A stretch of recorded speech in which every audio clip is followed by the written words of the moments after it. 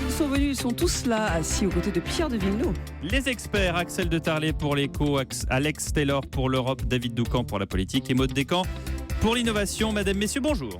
Bonjour Pierre. Allez, on commence par vous, Axel de Tarlet. La natalité recule assez nettement ces derniers mois en France. Et Axel, on se demande si ce n'est pas la conséquence des attentats contre Charlie Hebdo en début d'année. Exactement, parce que l'INSEE nous avait déjà alerté 9 mois après les attentats de janvier, donc en octobre et en novembre, on avait constaté une baisse de 3% des naissances en France. Et là, les maternités nous remontent des chiffres qui font état d'une baisse nettement plus prononcée, puisque si l'on en croit la clinique Natessia à Lyon, qui est la deuxième plus grosse clinique privée de France, eh bien pour le mois de décembre, elle a constaté moins 10% de naissances.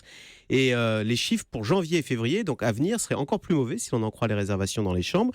On constate de même recul dans les cliniques de la région PACA, en Alsace, moins 10%, on parle également. Alors, si l'on en croit le patron de cette clinique privée, de Natessia, il dit, les jeunes femmes qui ont été choquées par les événements du début de l'année ont sans doute renoncé ou reporter l'idée d'une grossesse. Et on a effectivement des témoignages de jeunes femmes qui disent, je vous en cite un de ces témoignages, « J'angoisse déjà pour mes 2 enfants, pas envie d'un troisième dans ce contexte-là.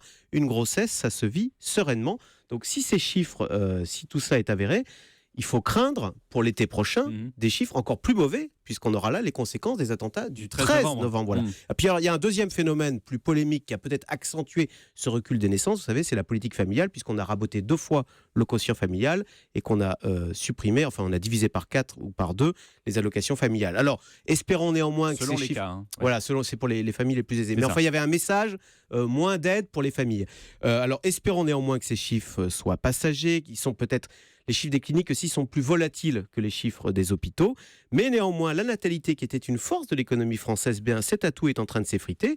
Et ça va avoir des conséquences sur la consommation des ménages, puisque vous savez qu'une naissance, c'est beaucoup de consommation. Il y a poussette, layette, couche, lit, parapluie, chambre à refaire, voiture à changer. S'il ne faut pas déménager par moment. Donc tout ça fait moins de consommation et donc moins de croissance à la clé. Voilà. Ça coûte très très cher, hein, Pierre. Je crois qu'on peut le confirmer. D'accord. Axel, c'était il y a longtemps. Alex Taylor, c'était une Bulgare qui va remplacer Ban Ki-moon à la tête des Nations Unies. Il y a de fortes chances. Oui, le Conseil de sécurité vient de lancer l'appel aux candidats. Il n'y a pas une, mais 2 candidates bulgares. Et c'est ça, justement, le hic, ce pays de 7 millions d'habitants, avec le PNB le plus bas de l'Europe et le plus corrompu, selon une étude récente, ne peut proposer qu'une seule candidate. Manque de peau pour une fois qu'on parle d'eux. Il y en a 2 de très sérieuses. D'un côté, l'actuelle directrice générale de l'UNESCO, Irina Bokova.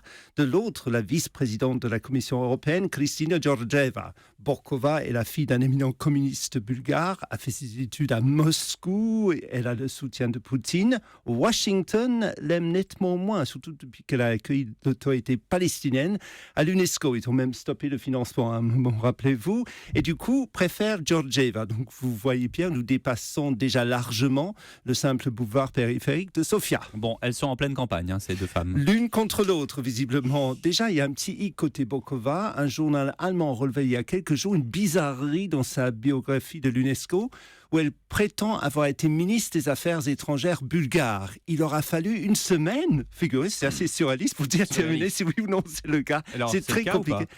J'ai essayé moi-même depuis 4 heures ce matin. Alors, elle a été un peu par intérim en 96 au moment où le gouvernement titubait. Donc, elle a assuré le poste sans en avoir le titre. Donc, un peu comme Alain Poher qui a été président de la République par 2 fois, mais ça a duré 24 heures. Un peu ça, voilà, c'est ça. Donc, elle vient de corriger ce lapsus, je la cite sur sa page officielle de l'UNESCO. Donc, on a toute une année, car Ban Ki-moon part fin 2016, mais il va falloir que le Premier ministre bulgare, Bokyó Borisov, tranche. Il a été, vous me direz, à bonne école. Avant d'occuper son poste actuel, il était entraîneur de l'équipe nationale bulgare de karaté.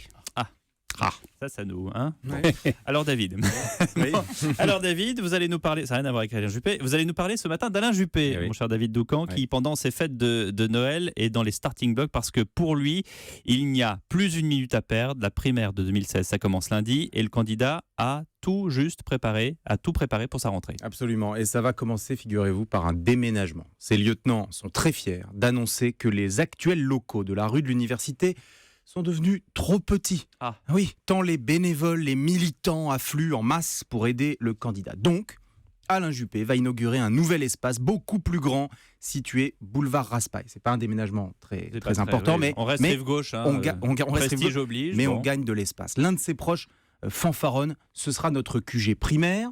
Mais si on gagne la primaire, on déménagera à nouveau vers des locaux encore plus spacieux pour la présidentielle. Et puis, Alain Juppé sort un deuxième livre. Vous vous souvenez de son ouvrage sur l'éducation. Cette fois, il nous parle de l'État fort avec une nouvelle politique pénale et des propositions sur le contrôle des flux migratoires. Mais attention, en tout, il y aura 4 livres. Le 3e sortira au printemps sur les questions économiques et sociales. Et enfin, le dernier opus paraîtra en septembre, juste avant la primaire, et ramassera tout le programme du candidat. Donc en fait, on va avoir du Juppé partout à partir de lundi, c'est ça ? C'est bien ça, vous avez bien compris Maud. Une offensive médiatique d'abord, télévision, radio, presse écrite.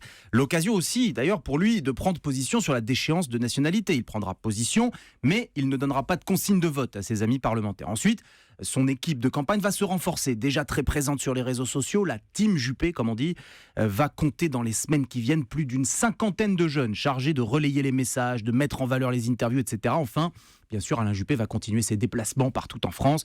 Et vous le savez, à son rythme, en passant parfois 2 jours sur place, même dans les petites villes ou les villages.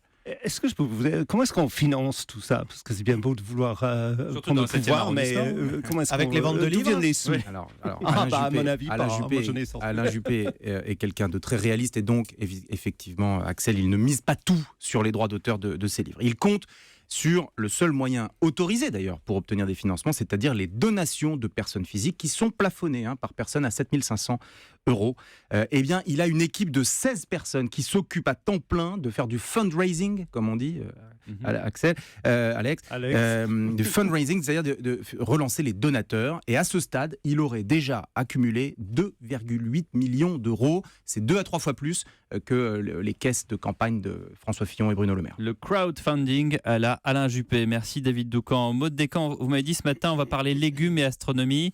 J'avoue que j'ai du mal à vous suivre. Alors, en fait, je vais simplement vous parler de pommes de terre qu'on veut faire pousser sur la planète Mars. Alors ça, le film Exactement, le film avec Matt Damon, Seul sur Mars, dans lequel il joue le rôle d'un astronaute, vous savez, qui doit se débrouiller tout seul pour survivre, et donc il fait pousser des légumes. Sauf que dans votre histoire, aujourd'hui, ce n'est plus Matt Damon qui fait pousser des pommes de terre. Eh bien non, malheureusement. C'est la NASA.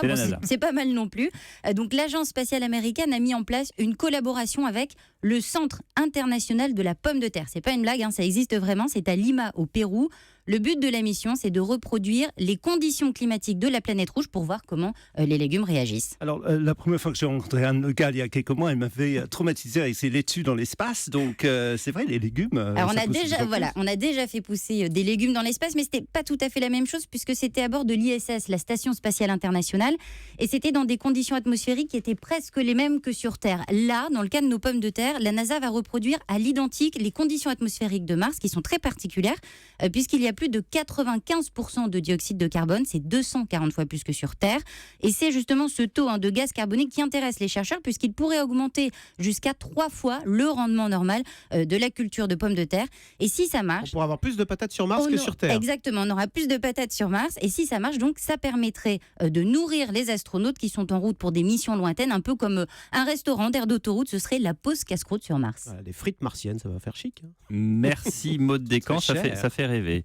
Eh bien, rideau sur les experts, messieurs, dames.